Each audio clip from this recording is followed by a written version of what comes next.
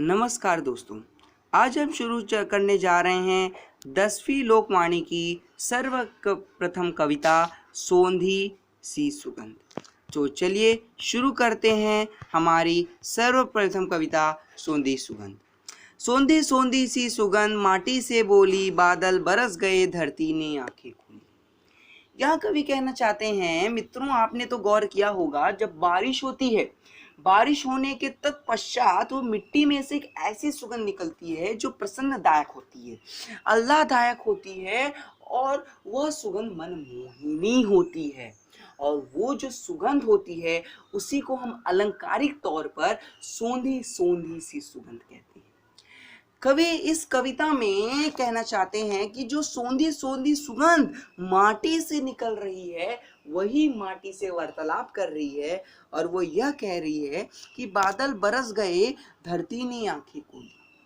मतलब जो भूमि ग्रीष्म ऋतु के कारण तपोभूमि बन चुकी थी, जिससे गर्मी निकल रही थी, आज वही वर्षा होने के कारण आज उसी भूमि पे हर जगह हरियाली है और एक अलग सी शीतलता उस भूमि से प्राप्त हो रही है। चारों ओर हुई हरियाली कहे मयूरा, मयूरा अर्थात मोर, सदियों से जो सपना है हो जाए पूरा। एक यहाँ पर नहीं अकेला होगी टोली, सोंधी सोंधी सी सुगंध माटी से बोली। यहाँ कवि कहना चाहते हैं कि वो जो मोर है, आपने तो देखा होगा मोर पक्षी की एक खासियत होती है कि वो जब अपनी पंखों को फैलाकर नाचता है तो वो प्रकृति की सबसे सुंदर भेंट सी नजर आती है। और वो यहाँ इस पंक्ति में सुंदर तरीके से कवि ने कहा है कि जब चारों ओर मोर देखता है, जब चारों हरियाली है और वो हरियाली के कारण को देखता है कि वर्षा हो रही है, तब वो अपने पंखों को फैलाकर नाचना शुरू कर देता है और वो लोगों को बहुत पसंद आता है, प्रकृति को भी पसंद आता है। और यही नाचना, यही अपनी क्रिया लोगों को दिखाना, प्रकृति में प्रकट करना मोर की सबसे बड़ी इच्छा होती है। और इसीलिए यहाँ कवि ने कहा है कि सदियों से जो सपना, मतलब कवि ने उसके कुछ पल के सपने को सदियों के सपने कहा है। तो वहाँ यहाँ कवि यही कहना चाहते हैं कि वर्षा होते हुए जब मोर दिखता है तो वो अपने पंखों को फैलाकर नाचना शुरू कर देता है। और ये एक मोर नहीं, कई मोर करते हैं, शायद विश्व में सहस्त्रों मोर करते हैं। इसलिए उन्होंने कहा एक यहाँ पर नहीं अकेला होगी टोली, अर्थात खुश होने वाले कम नहीं हैं, खुश होने वाले बहुत है और ढेर सारे लोग प्रसन्न हो रहे हैं। यही सोंधी सोंधी सी सुगंध माटी से बोल रही है। बाग बगीचे ताल तलैया सब मुस्काएं, झूम झूम कर मस्ती में तरु गीत सुनाए। मस्त पवन ने अब खोली है अपनी झोली, सोंधी सोंधी सुगंध माटी से बोली। यहाँ कुछ शब्दों के अर्थ देख लीजिए। ताल तलैया मतलब तालाब, और यहाँ मस्त मतलब आपको भी मालूम रहेगा नटखट, मंत्रमुग्ध, तरु अर्थात पेड़।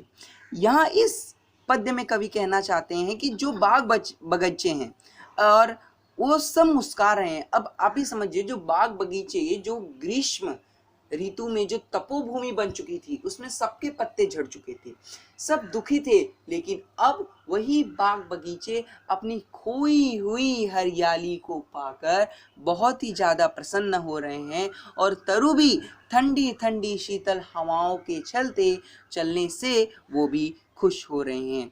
मस्त पवन ने अब खोली है अपनी झोली। अब आप ही समझिए, ग्रीष्म ऋतु में जब तपोभूमि बनी हुई धरती में जब लू बह रही थी, जब गर्म हवा बह रही थी, तब सबको तकलीफ हो रहा था, लेकिन अब वर्षा होने के पश्चात अब उसी सुगंध, अब उसी धरती से अच्छी अच्छी शीतल शीतल हवाएं चल रही है। ये सोंधी सोंधी सुगंध जो माटी से ही निकल रही है वही माटी को बोल रही है। आगे बढ़ते हैं। सागर का जो था मंसूबा सफल हो गया, खुशियों की दुनिया में आकर स्वयं खो गया। धरती ने श्रृंगार किया फिर माथे रोली, सोंधी सोंधी सी सुगंध माटी से भूली।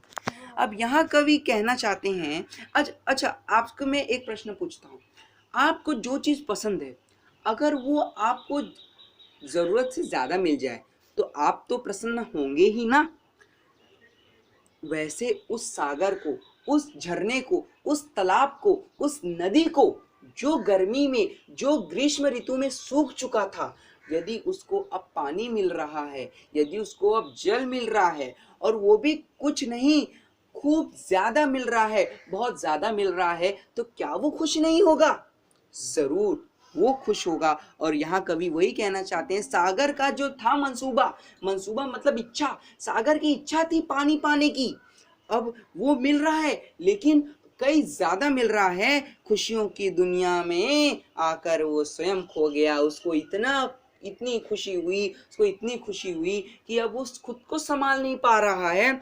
और धरती ने श्रृंगार किया फिर माथे रोली। रोली अर्थात कुछ कुमकुम जैसा ही रहता है या फिर कभी कभी कुमकुम का मिश्रण भी होता है, उसी को हम कहते हैं रोली। जो अब ये धरती पर एक हरी सी चादर लपेट चुकी है, वो बहुत ही सुंदर है। और धरती ने हरे रंग से जो अपना श्रृंगार किया है वो भी बहुत सुंदर है। ये सोंधी सोंधी सुगंध जो माटी से ही निकल रही है वही माटी को बोल रही है। पावस का मधुमास आस विश्वास बढ़ाता, नतमस्तक होकर अचूक पद पुष्प चढ़ाता। सदा सदा से चलती आई हंसी ठिठोली, सोंधी सोंधी सी सुगंध माटी से बोली।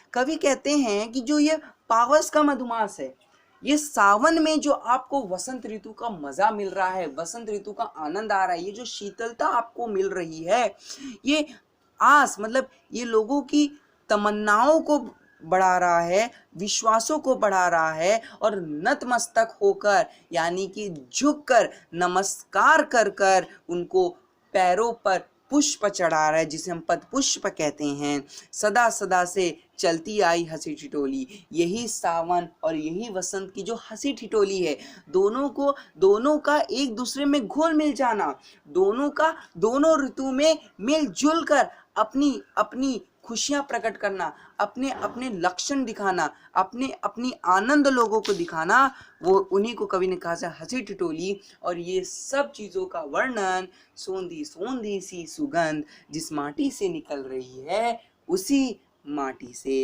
बोल रही है। यहाँ ये कविता खत्म होती है और नदी के उफान भरे ये गीत संग्रह है। जी हाँ, ये गीत संग्रह है, उसमें से ये कविता को लिया गया है। इनके कवि भी बहुत ही उच्च कोटि के कवि हैं। जिस कवि ने इस कविता को लिखा है वो बहुत ही उच्च कोटि के कवि हैं। अब आपको तो ये वीडियो मिल जाएगा और ये वीडियो के ठीक नीचे आपको इससे दिया गया सराव या वर्कशीट्स मिल जाएंगे। उस वर्कशीट को आपको सॉल्व करना है और रिस्पेक्टिव टीचर्स को सबमिट करना है। साथ ही साथ आपको, यदि आप ध्यान दीजिए, यहाँ शब्द संसार दिया गया है, कुछ शब्दों के अर्थ मैंने बताए हैं, कुछ शब्दों के अर्थ यहाँ दिए गए हैं। उन शब्दों का अर्थ आपको याद रखना है, ये आपके परीक्षा में आपको मदद कर सकते हैं। और आप इसी तरह वीडियो देखते रहिए और वीडियो को सब्सक्राइब करना ना भूलें। धन्यवाद मित्रों।